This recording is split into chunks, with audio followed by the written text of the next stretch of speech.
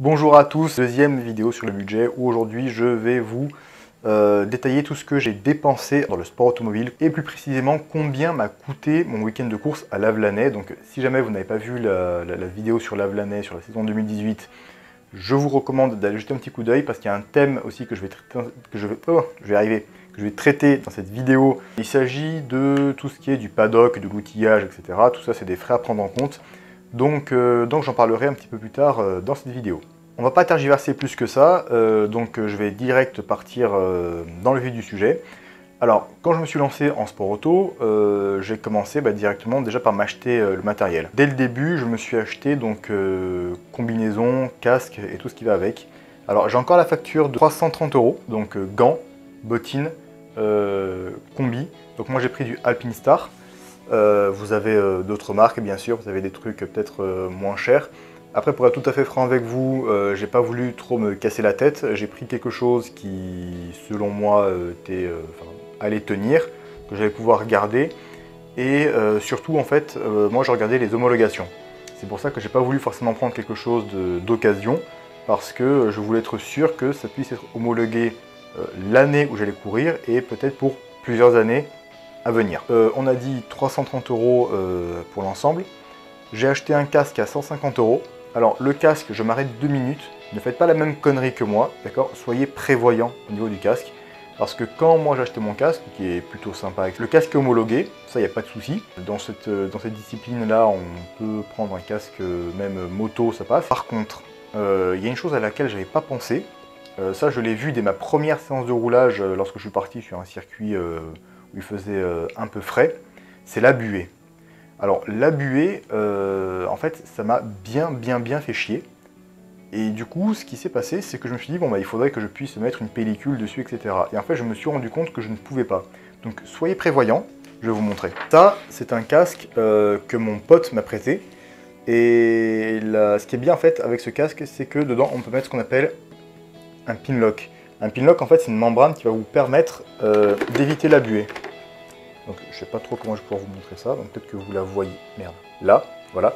Donc vous voyez cette ligne là, tout ça, hop, ici là, comme ça, vous voyez, ça c'est le pinlock. Donc tout là, tout le reste là, ici, la buée va se déposer, mais sauf ici, donc sur la partie la plus importante.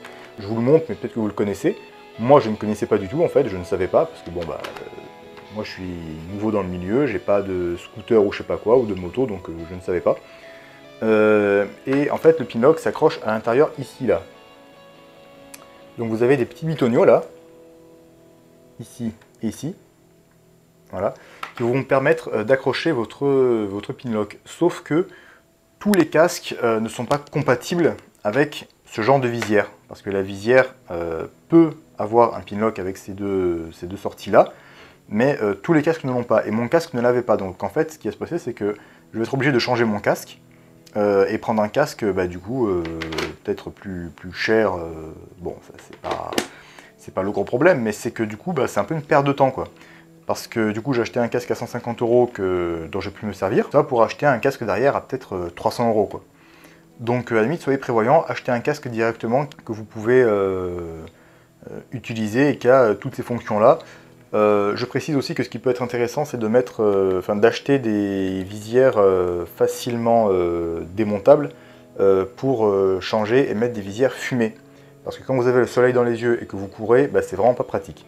Donc soyez prévoyants au niveau du casque. Il a fallu aussi, donc du coup, pour commencer ma saison, que je m'achète la licence. D'accord, donc la licence, on en a parlé dans une autre vidéo, licence karting nationale qui est à peu près à 160 €. D'accord. Avec ça, il vous faut l'adhésion à un club qui vous coûte, qui moi m'a coûté 60 €. Et donc on en a à peu près terminé pour les frais généraux. Et là, je vais entrer dans les frais de course, ce que la course en elle-même m'a coûté. Donc, je reprends ma petite feuille là pour rien oublier. Alors, le gros de la dépense, pour moi en tout cas, c'est étant donné que je pilote avec Scuderia KFS, du coup je paye mon volant. Je suis pas pilote professionnel. Ouais. Je vais vous dire une chose, c'est que les 3/4 du temps, pour l'instant, quand vous allez rouler en sport auto, vous allez payer votre volant. c'est comme ça. À moins de passer une détection ou d'avoir des sponsors, etc. Le volant avec Greg, il me coûte 850 € la course.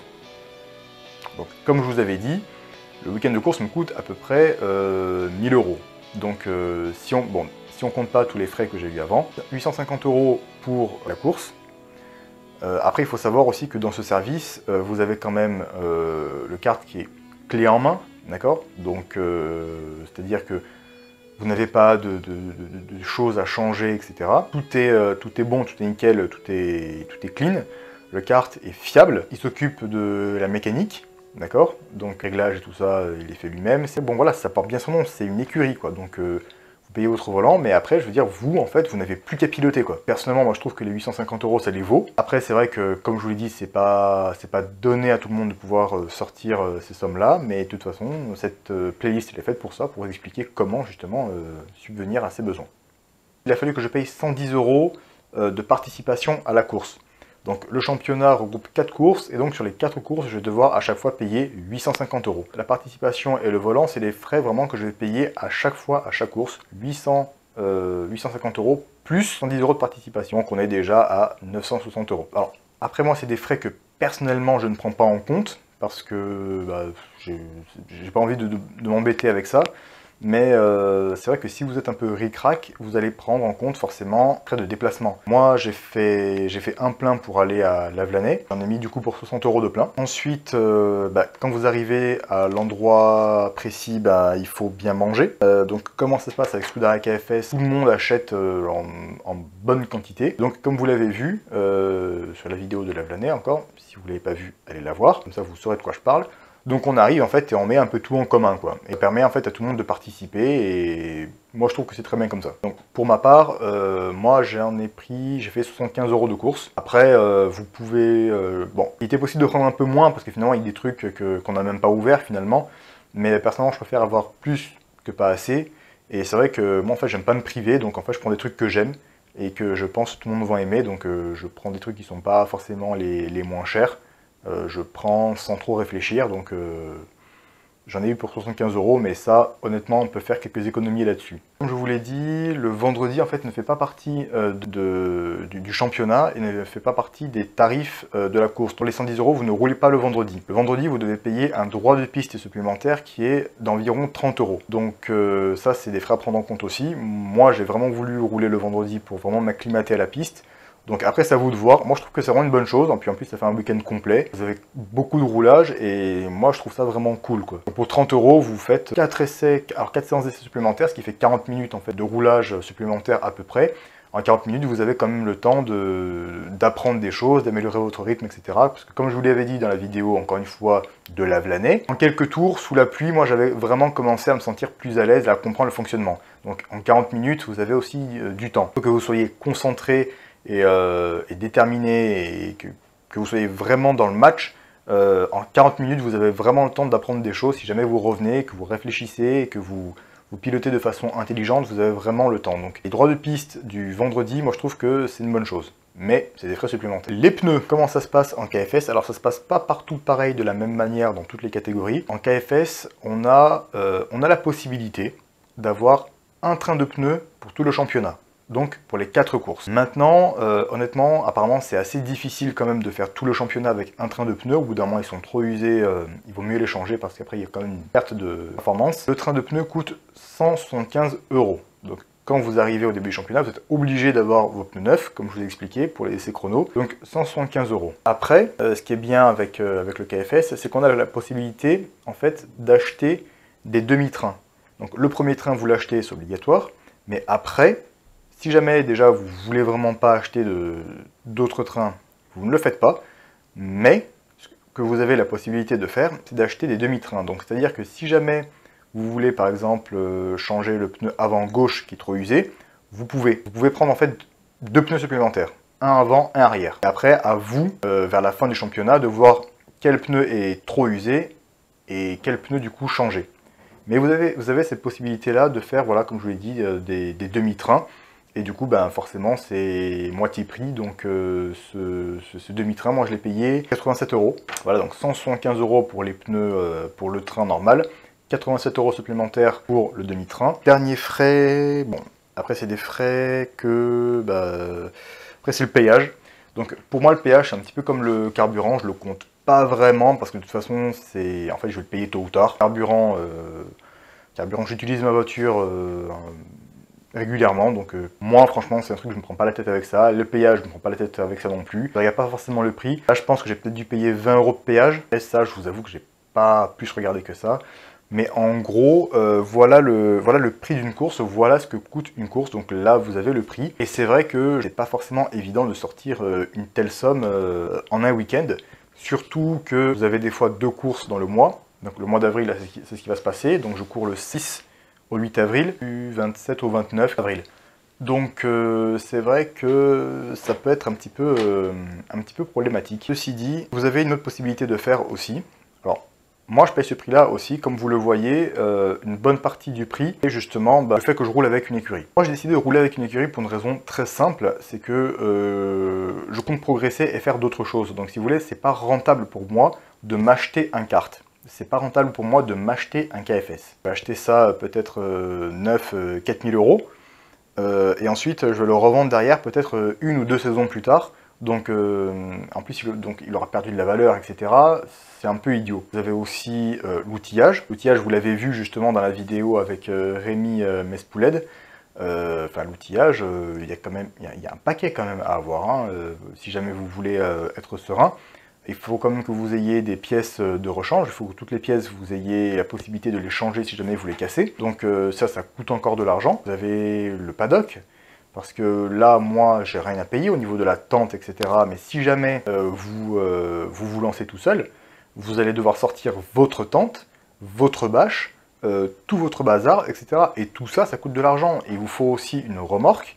Et la remorque, aussi, ça coûte quand même pas mal d'argent parce qu'il faut de la place quand même pour mettre tous les outils, il faut de la place pour mettre tout ce chargement. Donc soit vous avez un gros véhicule pour mettre tout ça, et en plus il vous faut d'une manière ou d'une autre une remorque. Donc j'espère pour vous que vous avez le permis remorque si jamais vous vous lancez tout seul, parce que sinon ça va être compliqué. Au-delà de ça, il y a des frais aussi dont j'ai pas parlé, enfin il y a un truc dont j'ai pas parlé, c'est l'hébergement. Alors l'hébergement, moi je l'ai pas compté en fait parce que moi je ne suis pas forcément concerné, étant donné que moi je me suis acheté une voiture qui est assez... où il y a pas mal de place. L'avantage de cette voiture, un petit peu comme dans les monospas, c'est qu'en fait tous les sièges se rabattent parfaitement à l'horizontale. Ça me permet d'installer un matelas gonflable et de dormir vraiment sereinement. Je dors vraiment très très bien dans ma voiture, il y a vraiment suffisamment de place, donc je mets mes courses, mes affaires, mon matelas, je dors dans ma voiture et j'y suis vraiment très bien. Maintenant, je ne vous cache pas que de temps en temps, ça peut être mieux aussi de passer par un hébergement, un autre hébergement. Avant, moi, ce que je faisais, c'est que je passais par Airbnb. Alors, Airbnb, l'avantage qu'il y avait, c'est que déjà, je trouvais que c'était pas très cher. J'apprécie toujours le principe et je pense que je vais peut-être faire ça pour d'autres courses. Je trouvais que c'était assez intéressant. Et en plus de ça, c'était jamais très loin de la course. Vous voyez, c'était à 10-15 minutes en voiture. Donc je trouvais que franchement c'était plutôt un bon compromis. Je me rappelle bien, donc vous pouvez trouver de quoi vous loger pour aller je pense entre 25 et 50 € la nuit, je pense que ça doit tourner dans ces eaux-là. Après tout dépend ce que vous prenez, est-ce que vous prenez une chambre, est-ce que vous prenez un studio, une dépendance, etc. Forcément le prix va varier. Mais pour se loger, il faut pas trop s'inquiéter parce que franchement il y a des solutions pas très chères quoi. Moi en tout cas j'ai réussi à faire une belle économie là-dessus donc je suis assez content. Après je vais être franc avec vous, hein. Dormir dans la voiture c'est bien, mais à Lavelanet, en Ariège, heureusement que je ne suis pas frileux. Heureusement que je suis pas frileux parce que vraiment, déjà le matin je me réveillais, j'avais quand même les pieds gelés. Honnêtement, hein. Pourtant j'avais une couette, j'avais un duvet, etc. Mais voilà, il faisait quand même très froid. Donc suivant où vous faites la course, ça peut être plus intéressant quand même d'avoir un petit intérieur, d'avoir un petit quelque chose. Vraiment, honnêtement. Donc je pense que sur les prochaines courses, peut-être qu'à un moment, s'il pleut ou quoi, je vais prendre un hôtel ou Airbnb parce que bon, on a passé le week-end dans la boue. Dans la voiture, c'est pas forcément pratique, vraiment. Pensez à être bien et pensez à passer le week-end de manière confortable aussi parce que c'est quand même 3-4 jours, suivant le jour où vous arrivez, etc. C'est quand même 3-4 jours. Si pendant 3-4 jours, vous dormez, vous avez mal partout, vous avez froid, vous n'arrivez pas à dormir, vous chopez la crève, etc. c'est pas la peine. Vous allez passer un week-end vraiment dégueulasse. Ne négligez pas ça non plus. Confort. Voilà pour ce qui est des frais et du budget en gros à prévoir pour une course. Cette vidéo touche à sa fin. Là très bientôt je vais vous sortir une vidéo qui va continuer un peu notre cheminement niveau stratégique et le budget pour que vous puissiez vous aussi vous lancer en sport automobile avec les finances nécessaires. Voilà. Donc je vous dis à très bientôt pour une toute nouvelle vidéo de devenir pilote automobile.